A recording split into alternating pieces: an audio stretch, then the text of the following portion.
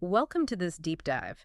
Today, we're tackling a really crucial topic affecting workplaces, infantilization. That's right. We're looking at Szilvia Olah's book, The Corporate Kindergarten. You flagged this one for us, and it's quite revealing. It really is. We're going to unpack it chapter by chapter. The book digs into how many common corporate practices, sometimes ones that seem harmless, can actually treat competent adults like children. And with some serious negative consequences, which the book lays out quite clearly. Exactly.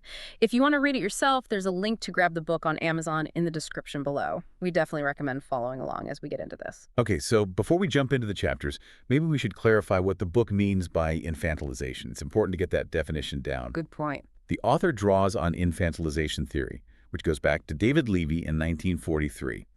She defines it as actions and communications by which we encourage another to remain or to become less competent and self-sufficient than the SE might otherwise be. To act as if he was a young child, e.g., helpless, fearful, selfish, at the mercy of his impulses. So it's about encouraging dependence, really. Precisely. The book argues the goal is often dependence and obedience, achieved by, disregarding normal adult boundaries. Right. This isn't just lighthearted fun. It can be genuinely damaging in a professional context. Right. Okay, so chapter 1 starts with training and learning and development, a prime area where this stuff can happen. Mm-hmm. Olah contrasts how adults actually learn best, self-directed, motivated, with what often happens in corporate training.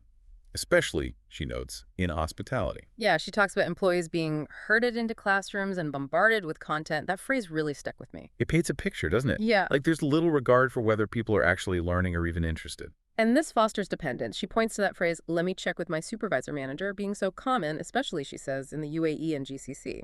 Yeah, it suggests a system that kind of discourages thinking for yourself. The idea is that this standardized approach just ignores adult learning needs. So her argument is basically don't mandate training, mandate competence. Exactly. Give people the resources, assess their understanding, and then help those who need it. Treat them like adults who can manage their own learning. Makes sense. Then she really goes after what she calls ridiculous training activities. Oh, yes. Often run, she suggests, by L&D folks who might lack qualifications and just prioritize, well, fun. The examples are something else. Singing as a punishment for being late. Building spaghetti towers. Paper ring chains, Lego exercises with these really forced links back to the topic. It feels demeaning, doesn't it? And potentially harmful, too. That Lego story she shares. Wow. Where a participant had a traumatic memory triggered. It's a stark reminder, isn't it, of the responsibility involved and the risks when unqualified people handle potentially sensitive stuff. Absolutely. Which leads her to talk about pedagogy versus andragogy. Right, the difference between teaching kids and teaching adults. Huh. She mentions Malcolm Knowles' 6 adult learning principles, which she argues are just routinely ignored. Adults need to know why they're learning something, right? Yeah. It needs to be relevant. And build on their experience, allow self-direction, focus on problem solving. Exactly. All things that those fun games often completely miss. So instead of games, she pushes for applied learning, case studies, tests that actually check understanding. Like the food allergy scenario she suggests. That's practical, relevant knowledge testing. Then there are the icebreakers. She's not a fan. Calls many of them dumb and anxiety-inducing. We've all been there, haven't we? Finding common things with strangers, the M&M color personality quiz. Oh, the M&M one. And the dreaded if you were a fruit question. Cringeworthy. She concedes some might have a purpose, setting a tone or whatever. But most are pointless. Pretty much. If you must use one, she says, make it purposeful. Link to the topic. Like her example. The memory that comes to mind regarding the topic is, and one thing I learned is, that actually connects. It encourages reflection, not just awkwardness. The chapter ends on a really serious note, though, about deliberately withholding information. Yeah, that example of management refusing training on basic legal rights, like overtime and pay. Their excuse. They can read the law if they want to, but I will not create conflict intentionally. That's just, wow. It's blatant infantilization, keeping people ignorant to maintain control. A really disturbing point to end the chapter on. Okay, so moving into chapter 2, employee engagement.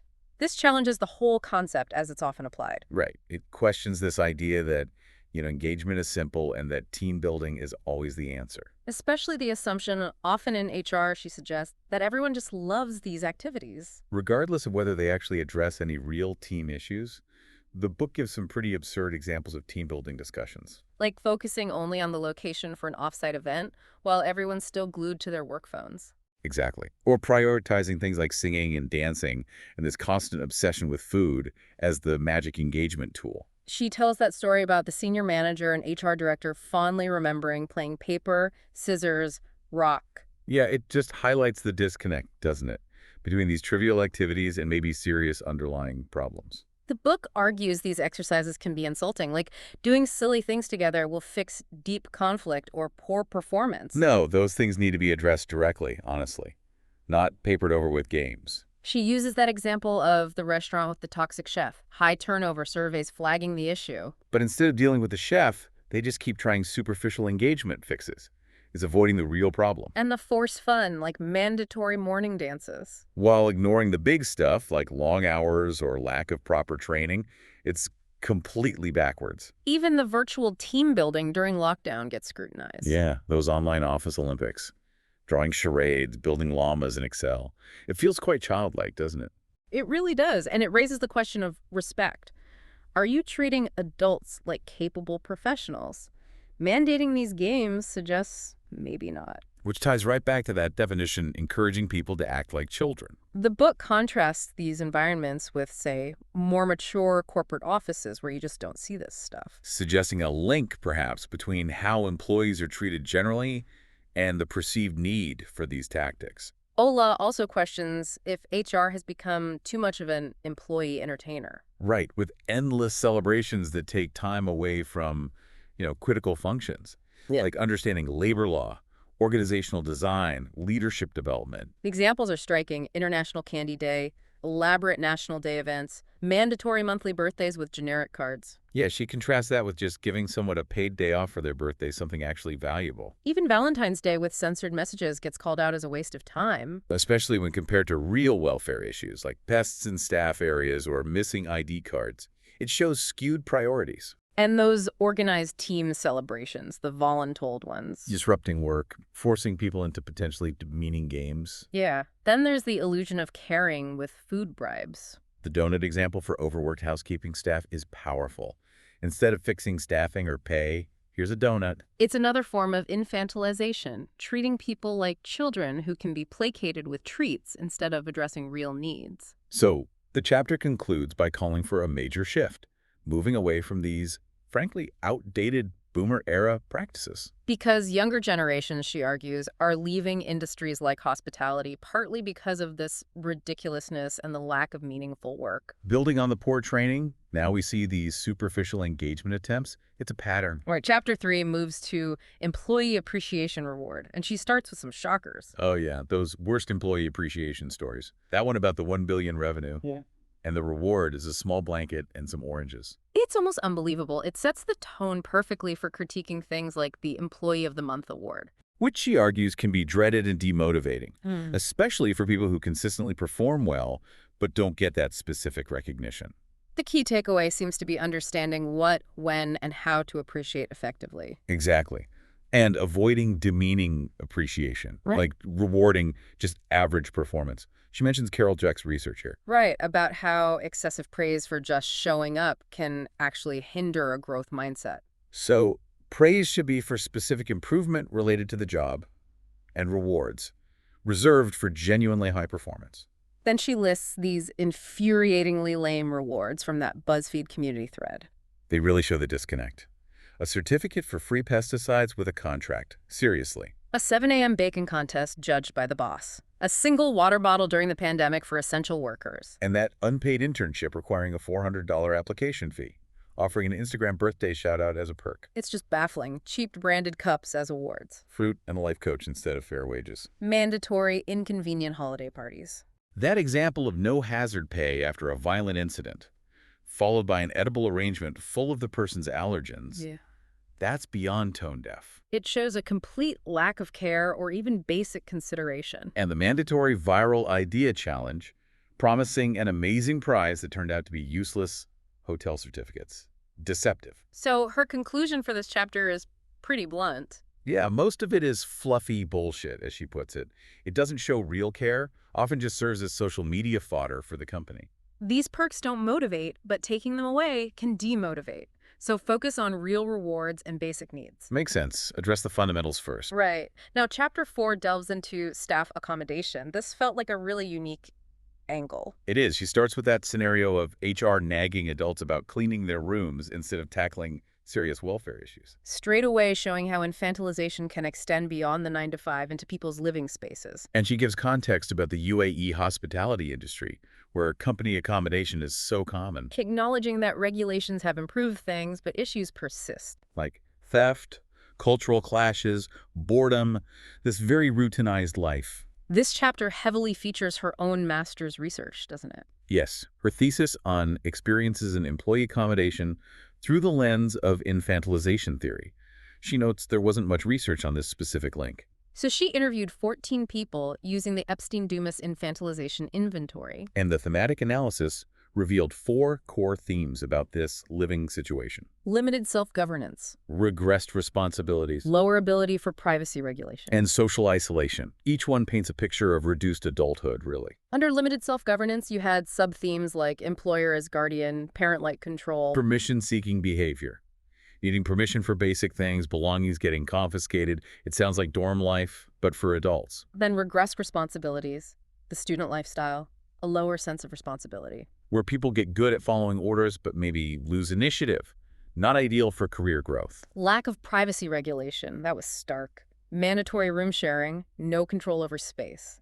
And the strategies people use to get any privacy, coordinating schedules, plus the gossip culture making people wary of sharing anything personal. And finally, social isolation, both community isolation due to remote locations. And personal isolation, from the lack of autonomy and privacy within the accommodation itself. Why does this happen? The book points to control. A subconscious desire for compliant workers, perhaps. And money. It's cheaper than giving living allowances. Yeah, the economics play a big part. She also discusses learned helplessness. Where people just learn they have no control, so they stop trying to change things. It's quite a depressing cycle, and she adds that cautionary tale about the food allowance. Right, where people skipped meals to send money home, showing that just throwing money isn't always the simple fix.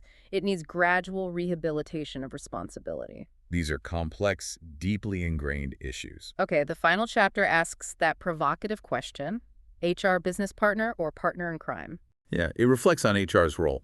Are they strategic partners, or are they enabling these infantilizing, sometimes unethical practices? She does give credit where it's due, admiring some HR leaders who act with integrity. But contrasts them with others who, she feels, lack expertise and just perpetuate these draconian kindergartens, as she calls them. Ouch. She specifically critiques some agile functions in the GCC for focusing too much on safety and entertainment. Kind of like being kindergarten teachers, rather than strategic thinkers focused on talent, policy, long-term stuff. So the call to action is for HR to be true business partners. Meaning, ensuring fair, legal, ethical treatment. Because that directly impacts the business, its reputation, its performance. It's not just a nice to have. Right, it's fundamental. So that wraps up our look through the corporate kindergarten. We've seen how various practices, often disguised as care or engagement, Can actually lead to the serious problem of infantilization, undermining autonomy, responsibility. and preventing a truly mature, productive workforce. Olah's book offers a really critical perspective, I think. Makes you question the why behind a lot of common corporate behaviors. What's the real impact on you, the employee? Definitely. We hope listening to this encourages you to reflect on your own workplace experiences. Did any of these examples strike a chord?